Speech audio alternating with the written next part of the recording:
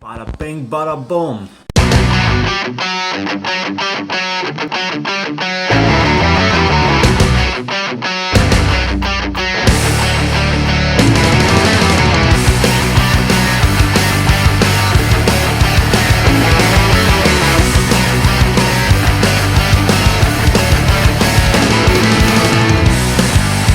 And I'm trying to leave the past behind me.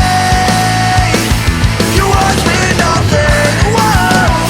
No matter how hard you try to intimidate me, you won't fade me, won't shake me towards the end. No matter how hard you may try to break me down and kill my pride, you'll never break my will inside of me. So, track season's coming. How about this for dinner? A lot of onions. I gotta tell you, just a little thing I had with my knee, haven't been running much this week. 8-10 miles. Kind of enjoying the rest period, really. I've been eating mostly a raw diet. Just tons and tons of oranges, apples, bananas. I've been eating about 30 of these. Actually, 50 of those a day. But one cooked meal a day. Pasta, right? So when you go into your track season, now you get tempted to go or want to run really fast. You're really tempted to get into those speed workers because if you came from cross country, road races, whatever, you're probably you feel slow. I don't feel slow, but if you didn't train properly in the cross country season, you probably feel slow right now. But I don't. Well, you know why? Because strength or speed.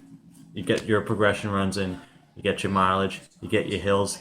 Hills are speed in disguise. So when you come into that track season, if you did your hills, not hard 200s on the track, no big reps and stuff like that, just some good strides, you should be feeling fine and strong for the track season. I'm so excited for it. But early January I start, so I still got over a month right now. When you get into the season, don't get carried away with speed right away, because the buildup of lactic acid with speed training creates, and sets more acidosis in the body, which therefore will make your season end earlier. It'll cause a short-term burnout. And what I noticed after spring track, winter and spring track, coming to the summer, I'm feeling pretty tired that I do maybe need a week off. After cross country season, I generally don't need a week off. Just because I got this little thing in my knee, I gotta run a little bit less. But you know what you know. Bada bing, bada boom. So to start off the track season, I would suggest start doing your workouts on the track more. My program would call for something like tempo thousands, right? So you do 10 by 1,000 or 15 by 1,000 at 15K at a half marathon race pace. For me, that's slower than 3 minutes each, and that's very slow. 1 minute rest. And you get that feel for the track. You want the feel for the track at this point. And an indoor track. I'm going to be going into the Armory in New York City, working out with John Trotman, 1320 guy. Went to the Olympics back in the day. Great guy to work out with.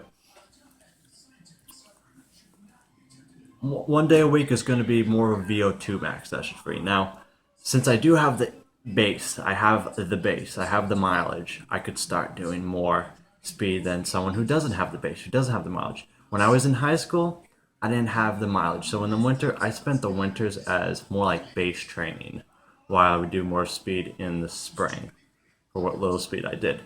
So if you're still in high school, I would suggest winter, really, base training. It's going to be cold. You're not going to be wanting to do a lot of fast running outside.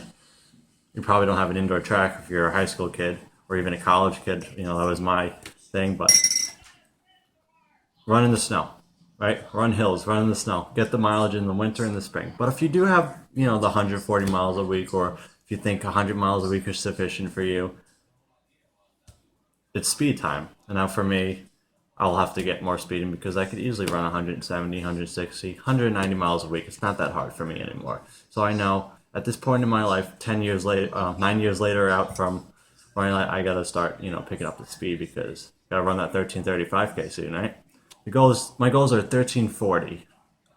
You know, I'll try to make USAs for the 5K, 8 flat for the 3K, or something like around there, low 8 for spring, 28:15 for the 10K. I think I could do that. I don't know. So I'll start the winter track season. I may start off with, like I said, the Tempo Thousands. And another day I would do 3K pace or 5K pace, but longer rests. So they're more like reps. So it'd be like 10 by 300 with 2 minutes rest between each. So it's more of a full recovery just to get the feel in the leg. So it's actually not a really hard workout. You're running fast but not running hard because I have a longer rest than this one. Towards the middle of the season, towards the end of the season, you want to get more specific and own in on that 5K pace. And I would do something like 6 by 1,000 at 5K pace. No faster, but at 5K pace. That's very important to run the pace of your race, your current fitness, and not your goal time.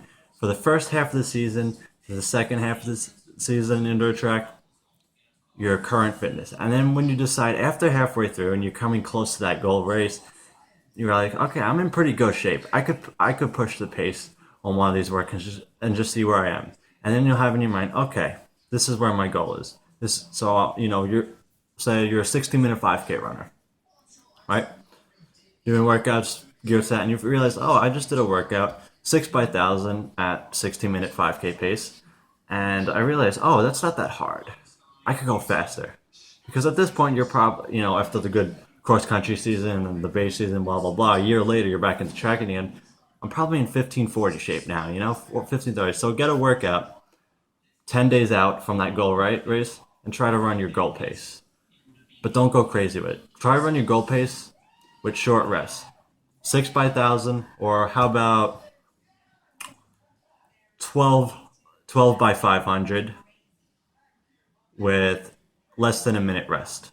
So less than rest, VO2 max, run that 5K pace, or that 3K pace, or that mile pace. Take these rules and put them towards your race pace. So just remember, start the season off easy, more tempo running, tempo intervals, get used to running on a track. Coming up to the middle of the season, okay, start getting those VO2 max workouts in, but not that many. Don't want to build up too much lactic acid. Coming to the end of the season, the last month out, something good and hard. I say one really hard workout at your goal race pace. And that's all you need. That's all you need to train your body to understand, okay, this is what that pace feels like. And if you have a lot of experience like running what I do, I generally don't even have to do that. I feel like I'll know what kind of shape I'm in just by going out for a 20-mile run. I mean, I'm just weird like that, I guess. But so we'll keep those tips right there, and we'll save the rest for another video. So never stop running, always inspiring. And if you guys like my other video about my little inspirational speech, I have more of those. I kind of like doing that. It just gets me motivated. If it gets you motivated, bada bing, bada boom. And sometimes I like hanging out in the mall sometimes. So peace out, guys. You guys are awesome.